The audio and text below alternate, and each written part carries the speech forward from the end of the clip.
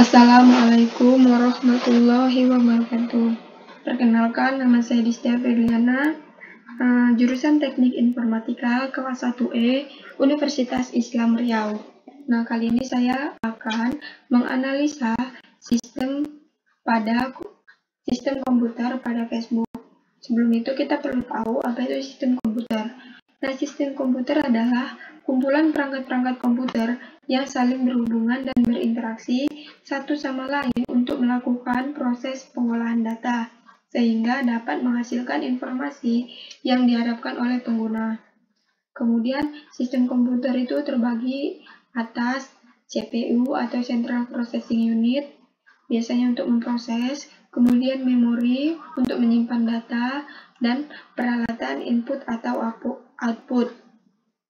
Kemudian apa saja sih komponen sistem komputer itu? Komponen sistem komputer ada 4. Yang pertama ada perangkat keras atau hardware, yaitu suatu komponen komputer yang dapat dilihat dan disentuh. Jadi contohnya ini kayak contohnya komputer atau contohnya modem atau yang lain-lain. Kemudian kedua ada perangkat lunak atau software.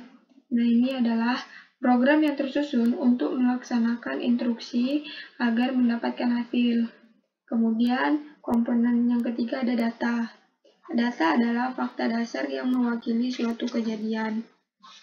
Dan komponen yang terakhir atau komponen yang keempat ada komunikasi atau communication. Nah, komunikasi atau communication ini terdiri atas hardware dan software. Hardware contohnya kayak modem, NIC atau network interface card, dan lain-lain. Kalau software contohnya Windows, Adobe, terus Linux dan lain-lain juga. Kemudian jenis komputer berdasarkan prosesor ada 4. Yang pertama superkomputer, dianya ini biasanya digunakan oleh perbankan karena dia memiliki kapasitas proses dan kecepatan perhitungan yang besar. Kemudian ada mainframe. Mainframe ini dapat digunakan oleh banyak pengguna atau multi-user dengan atau pada saat yang sama. Jadi dia dapat menyimpan data yang besar atau sensus yang besar dengan banyak pengguna tapi pada saat yang sama. Kemudian ada mini komputer. Nah, mini komputer ini server kecil atau bentuk lain mainframe, tapi dia yang lebih kecil, mainframe lebih kecilnya. Dia biasanya digunakan untuk kalangan bisnis menengah. Yang terakhir ada personal komputer. Nah, personal komputer dia biasa ada di rumah-rumah atau biasa kita gunakan sehari-hari. Kemudian kategori sistem komputer. Nah, kategorinya ada 6. Satu lagi tidak tertulis. Yang pertama sistem single user, yaitu dia untuk pengguna pribadi atau satu pengguna saja. Yang kedua ada sistem multi user, dia untuk banyak pengguna pada waktu yang bersamaan. Ini maksudnya sistem multi user. Dan yang ketiga ada sistem server jaringan. Nah, sistem server jaringan ini dapat menyediakan jenis layanan server dalam sebuah jaringan. Kemudian yang keempat ada sistem waktu nyata atau real time. Dianya ini mampu memproses tugas-tugas dengan tepat waktu dan cepat. Jadi dia kalau real time dia tepat waktu, dia menjalankan tugas dengan tepat dan cepat. Kemudian yang kelima sebenarnya sebelumnya tadi ada sistem kendali embedded.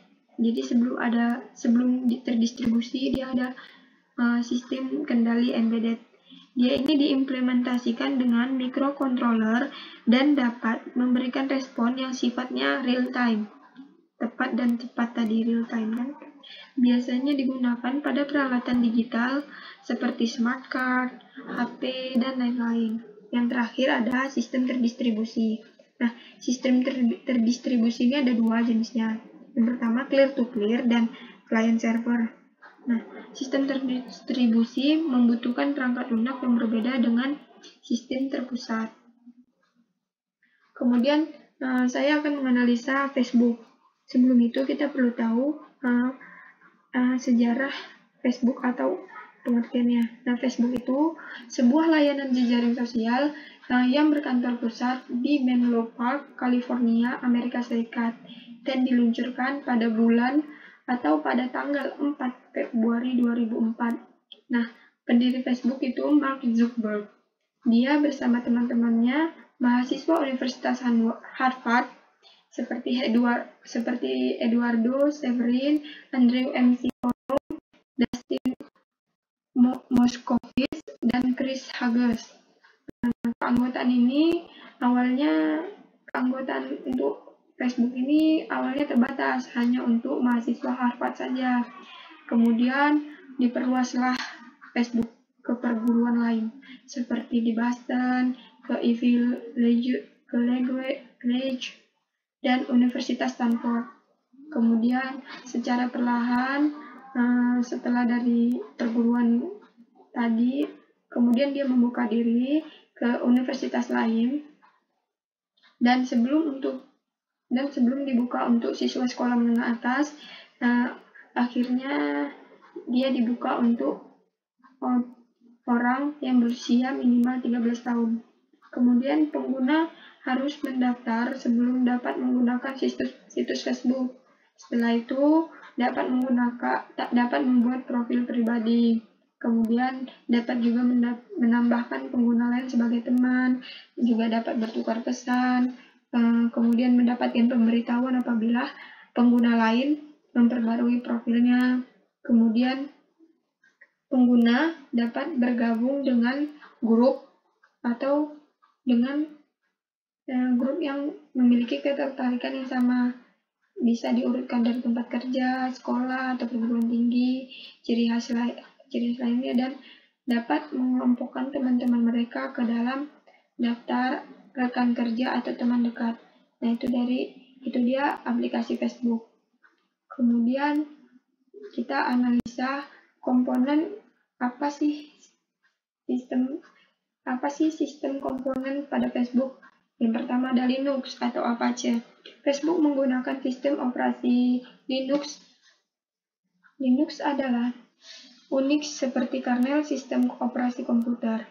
Nah, Linux ini open source, mudah disesuaikan dan baik untuk keamanan. Facebook menjalankan sistem operasi Linux di Apache HTTP server. Apache juga open source gratis dan merupakan web server yang paling populer digunakan. Kemudian ada MySQL. Facebook menggunakan software database MySQL karena kecepatan dan keandalannya. MySQL digunakan terutama sebagai penyimpan nilai kunci sebagai data secara acak dan didistribusikan di antara set besar atau kasus logis. Nah, contoh-contoh kasus logis tersebar di seluruh mode fisik dan load balancing yang dilakukan di tingkat simpul fisik. Kemudian komponen sistem pada Facebook juga ada yang namanya PHP. Nah, PHP atau bahasa pemrograman digunakan Facebook adalah PHP. Kenapa menggunakan PHP? Karena pada saat di asrama di Universitas Harvard, Zuckerberg bersama teman-temannya menyimpulkan bahwa bahasa pemrograman PHP adalah bahasa pemrograman skrip yang dinamis dan merupakan bahasa pemrograman web yang baik dengan dukungan luas serta komunitas pengembangan yang aktif, sehingga hal ini baik untuk literasi yang cepat. Kemudian ada juga komponennya Memcached, yaitu Facebook menambahkan layanan tambahan seperti Memcached. Memcached merupakan sistem caching data dan objek RAM untuk mengurangi waktu membaca. Memcached adalah media cache utama Facebook yang dapat membantu meringankan beban database. Kemudian apa sih